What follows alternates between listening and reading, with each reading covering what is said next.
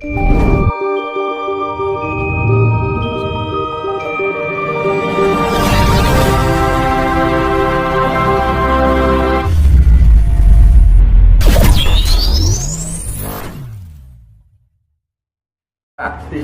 Piningit itu berhubungan dengan alam semesta, tidak ada hubungannya dengan Presiden Republik Indonesia. Ya, itu yang namanya Satrio Piningit itu pelaku keadilan semesta.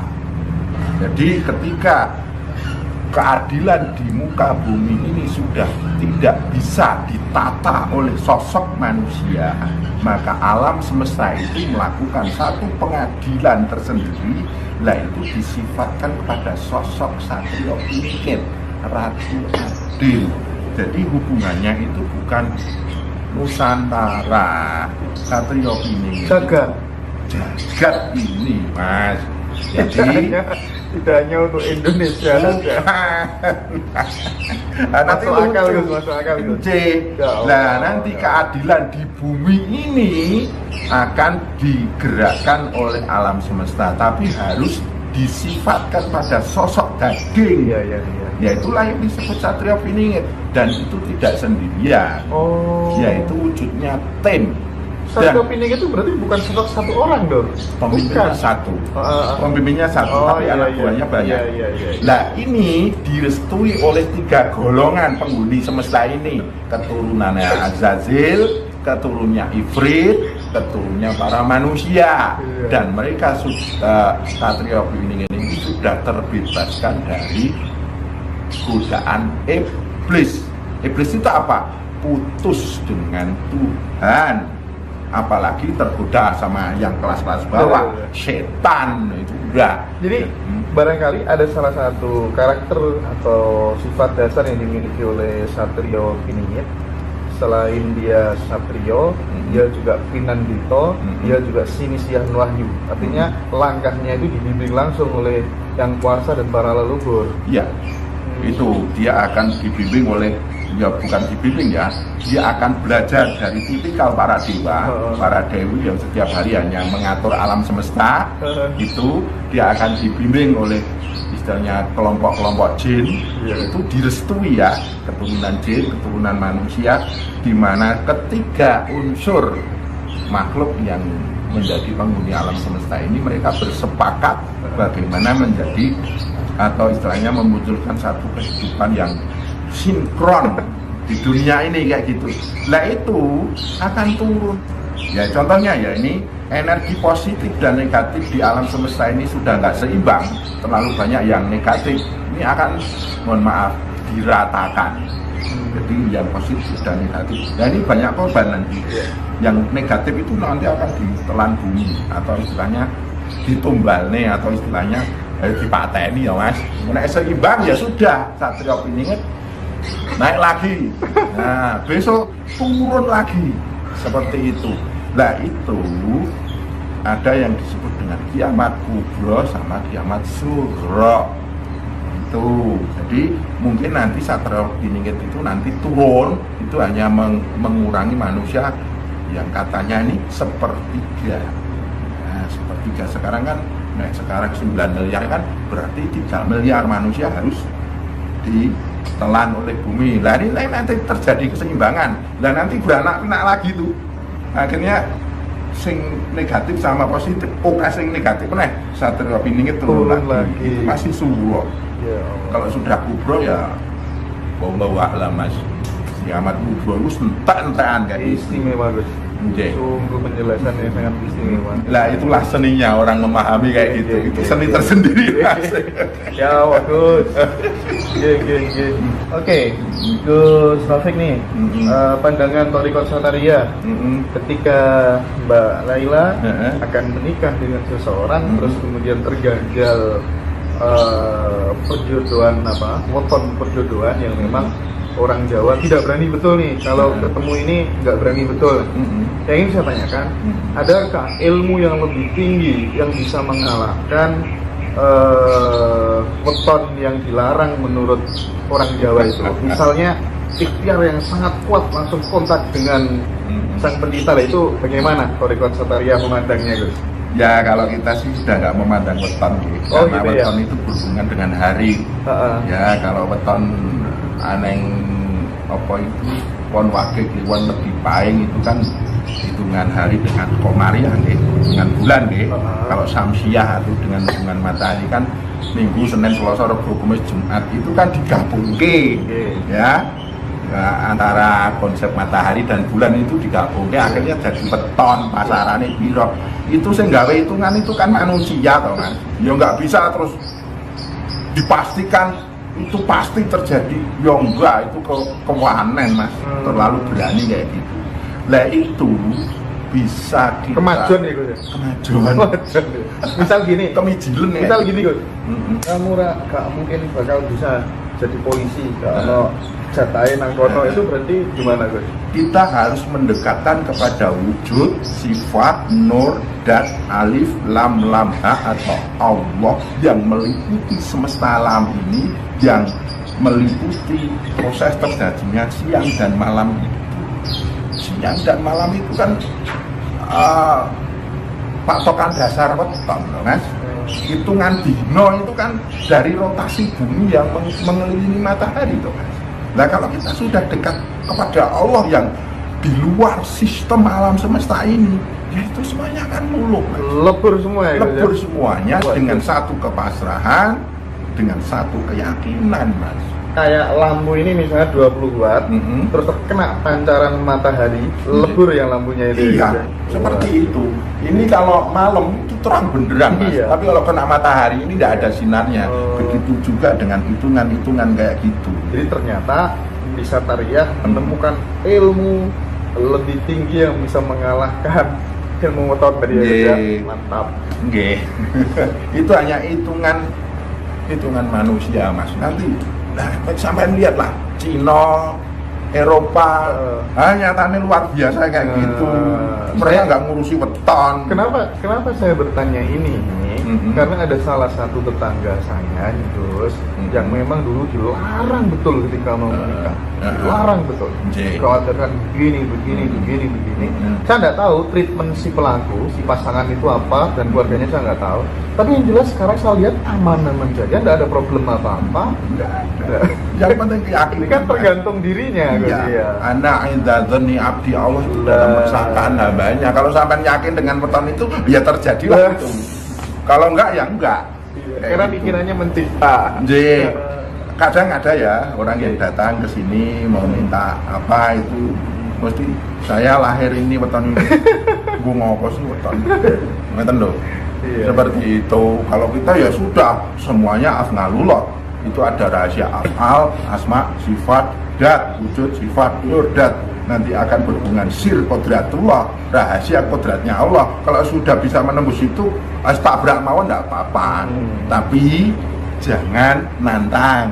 Ya, jadi, ini aku terus ingin membuktikan lah itu sudah kepanjingan nafsu, Mas. Ini sangat relevan dengan apa yang dialami oleh Cak Nun, Cak Ainun Najib itu ketika menikah dengan Bunda Novia Kolopaking. Secara hitungan Jawa itu Cak Nun itu kalah, yang mimpin justru yang istri. Tapi beliau melakukan sebuah lompatan spiritual yang sangat luar biasa. Ya ini harus tak kalahkan dengan aku selalu konten kepada Allah langsung supaya ini kemudian tidak terjadi. Dan ternyata betul bisa dikondisikan oleh dirinya sendiri. Jalan dengan yang panjenengan sampaikan gitu loh. Nah istri saya itu wetonnya setupain loh, Mas. Waduh, dhuwur banget. Iya. Wah, repot itu. Nyatane yo nurut itu ya. Nurut mawon.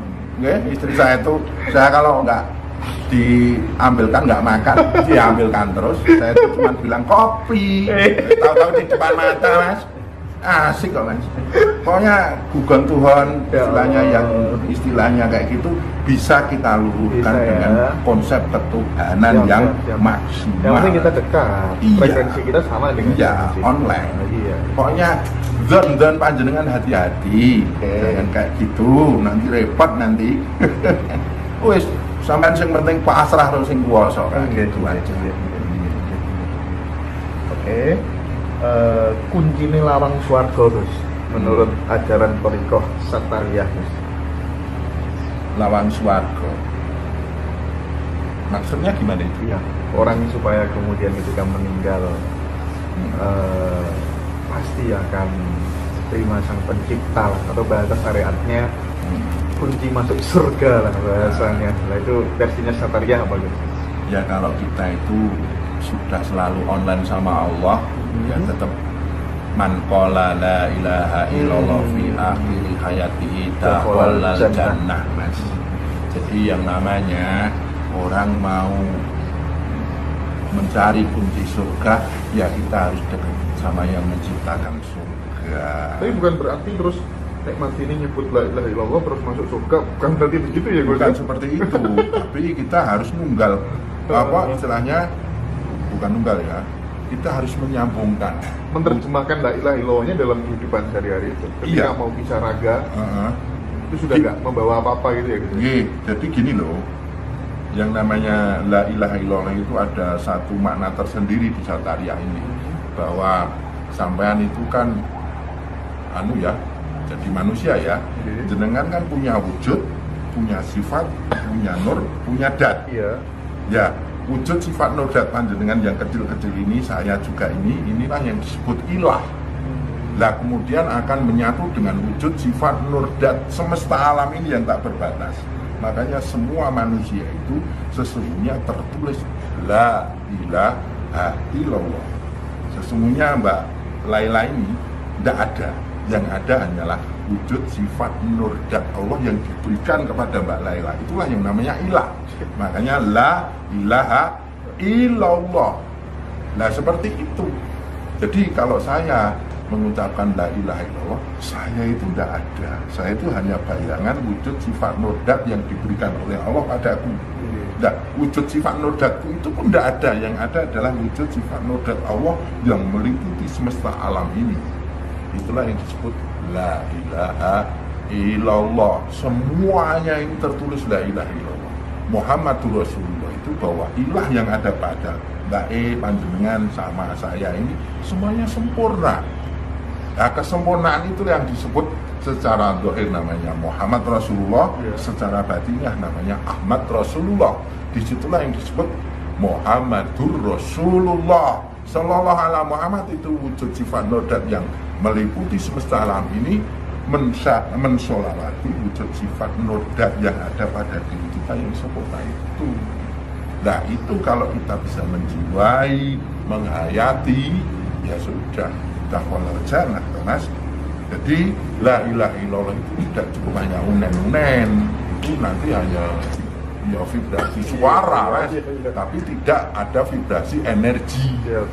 Nah, di situ la haula wala quwata illa billahnya nggak ketemu di situ. Jadi bisa dengan mengucapkan Allah bahwa wujudku ini akan kembali kepada wujudullah, sifatku kembali kepada sifatullah, nurku kembali kepada nurullah, datku atau adat dan hidupmu kembali ada kepada adat dan hidupnya Allah. Saya mengucapkan Allah plus kayak gitu. Nah, la ilaha illallah itu ya seperti yang saya terangkan tadi, kalau kita sudah bisa mengucapkan la ilaha illallah, ya sudah dakhalal jannah, masuk di surga kan kayak gitu. Rokokan dulu guys, monggo. kopi dulu guys. Saya tak ngambil di Samsung guys. Monggo. Ini yang sudah bukaan. Oke. Itu dibuka lagi juga nggak apa-apa. Guys, pada akhirnya nih, setiap manusia kan akan sendiri ketika sudah tiada, meninggalkan sendiri. Pertanyaan saya, bagaimana cara kembali kepada diri yang benar-benar sejati, Gus Robin? Makanya semua orang nanti mati dalam keadaan sendirian. Makanya hati-hatilah ketika engkau sendirian. Engkau itu akan mengambil teman enggak? Ketika engkau sendirian ya, mbaknya itu sendirian di rumah. Engkau berteman dengan siapa? Kadang orang kan ketika sendirian berteman dengan masalah-masalahnya, hayalan-hayalannya, kayak dewe tapi ruang ini minta ampun. Ya, makanya ketika sendiri itu bagaimana dengan menciptakan satu hubungan pribadi antara dirimu dengan Tuhanmu. Seperti itu. Nah itu nanti akan melatih jiwa panjenengan ketika sendirian ingin menata kematian. panjenengan akan bertemu Tuhan yang sudah engkau akrabi ketika engkau sendirian. Nah, kan gini Mbak Laila ya, sendiri di rumah, pikirannya so ngambyang-ngambyang nembi, kepinginan kae kan seperti itu. Makanya kalau kita sendiri itu harus putus semuanya, khayalan, bayangan, keinginan, kemauan putus. Namanya wukuf, berhenti. Engkau berangan-angan, berhenti, engkau berkeinginan, berkemauan supaya tidak ramai di situ, terus engkau menata hubungan pribadimu dengan Allah. 24 jam harus selalu online dengan Allah. Jadikan Allah sebagai ibu saat kita minta rezeki atau minta uang. Jadikan Allah sebagai teman saat teman kita ada masalah, ya rasan-rasan dengan Allah. Jadikan Allah sebagai kekasih saat kita menyembahnya, supaya selalu muncul kerinduan di dalam dada. Apa seperti itu? Ya, kalau ketika kita sendiri itu sudah menciptakan hubungan pribadi dengan Allah, maka ketika kita hidup bermasyarakat dalam semesta pribadi, punya keinginan, punya kemauan, punya tujuan dan angan-angan itu, ya hubungan pribadi itu kita buat saku, Mas. Saku. Ya Allah, yang kita kan sudah akrab. Iya. Kalau sudah akrab kan kita deket, Mas. Gak usah minta aja baru batin gak dituruti kadang gue. Iya, menjauh. Batin yang sering terisi dengan Allah akan tajam dia. Pikiran yang selalu sadar Allah, angan-angannya tajam. Lisan yang selalu mengucap lafaz Allah, omongannya tajam. Bersitan hati yang selalu mengucap lafaz Allah, apa yang dikatakan oleh hatinya itu akan tajam juga, Mas. Makanya hati-hati pada orang yang sudah dekat dengan Allah, nggak sembarangan, Mas. Nggak boleh mengatakan hidupnya sulit, berat, nggak boleh mengatakan bahwa orang-orang yang datang itu hanya mengganggu.